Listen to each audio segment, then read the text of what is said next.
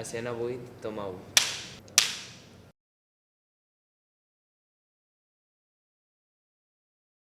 Escena 6, ja 5, gravant. Número 4. Sí, Toma 1, seqüència 1. No és segon? No, està en una capella. Vale, veieu aquí el que ara està desenfocat? Aquest és per enfocar. I tenim per aquí... ¿Qué tenemos que grabar nosotros? Tenemos que grabar mientras ellos graban. Tenemos que grabarles a ellos. Ellos. Para que salga la señal, la puso la carga. Tienes que... Sale. Sale la señal. No le digas tonta. I us parlarem una mica sobre la desigualtat. Segur que cada dia veiem discriminació i ja la tenim com tan normalitzada que no ens n'adonem. Aniríem pels diferents barris per veure el contrast que hi ha entre ells. En el curtometratge m'encantaria que sortissin com imatges de contrast de carrers. Porque yo lo que me gusta es como parte de la Rambla, ¿sabes? Ahí como puedes tener como un plano de caras como diferente.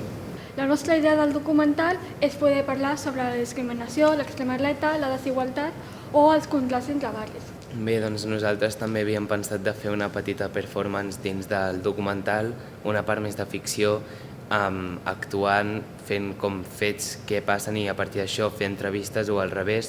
I, per exemple, si fem una escena de bullying a l'institut... Jo vaig presentar el tema de migració pel documental.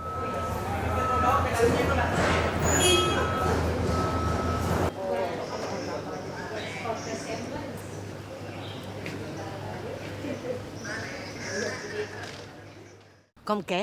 Com és viure Al barri de Sant Julià? A veure, és un barri molt tranquil.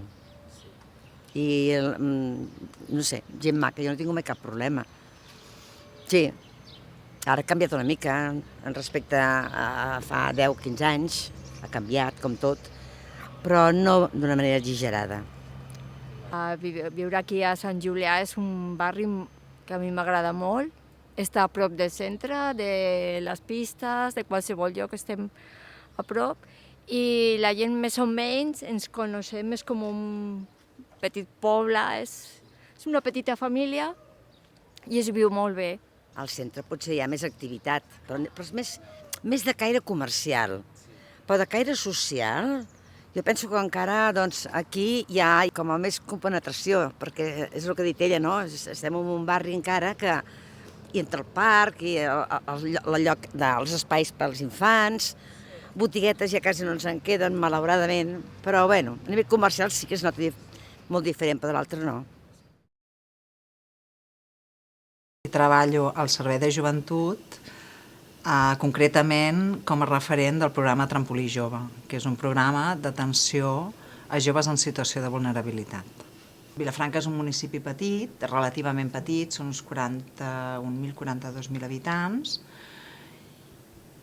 però és veritat que hi ha certs barris, com poden ser històricament el barri de l'Espirall o també el barri de Sant Julià, que han acollit històricament població nouvinguda de diferents llocs d'Espanya i del món. Vinguin del país que vinguin, siguin de l'origen que siguin, les persones venen aquí a tenir una vida, a poder treballar, a poder viure dignament i a vegades fugint de situacions en els seus països que són molt i molt i molt difícils.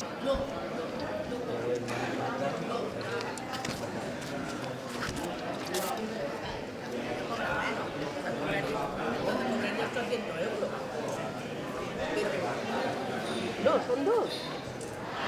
Porque tú, como de la tira que venía. No, yo no.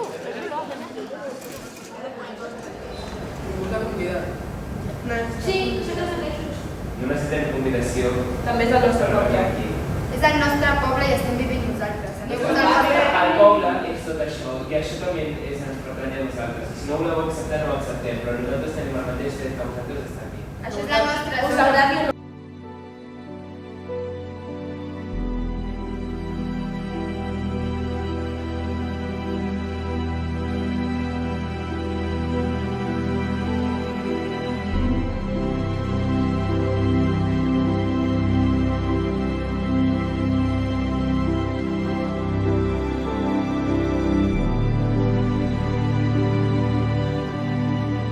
que alguien te incorpore al círculo, de alguna manera hacerlo de manera, a ver cómo sale, porque esto es improvisación. Muy bien, Alicia.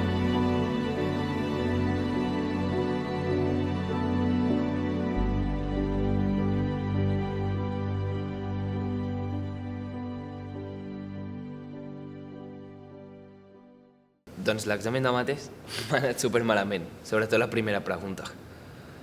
Joder. Estàs bé? Sí, però penso en el que li han dit a la Samira al passadís. Ja. S'han començat a riure d'ella només per com anava vestida. Ja, però si no diu res, seguiran molestant-la. A mi em va passar. A primer, tothom es borrava de mi, perquè estava gordo i cada dia em deien balena. Què vas fer? Res, no vaig fer res, fins que un dia vaig deixar de venir.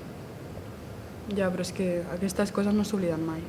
De mi sempre s'han burlat per la meva veu i avui en dia encara em segueix fent vergonya llegir en veu alta. I a sobre, els professors no fan res. És com que només estan allà i prou. És que sento que el bullying és com una part més de l'escola, com si fos normal. I mira que hi ha coses que es diuen i es fan que són molt pitjors. Ja ho tenen normalitzat els professors, perquè ho veuen cada vegada que pensen que això és la forma que els adolescents es tracten. És que aquest tema l'hauríem de parlar al taller, o inclús gravar-ho. Jo penso que sí. Així tota la gent que està sentit com nosaltres podrà dir jo he viscut això i em vaig callar i no vull que continuï sent així. I que ens escoltin.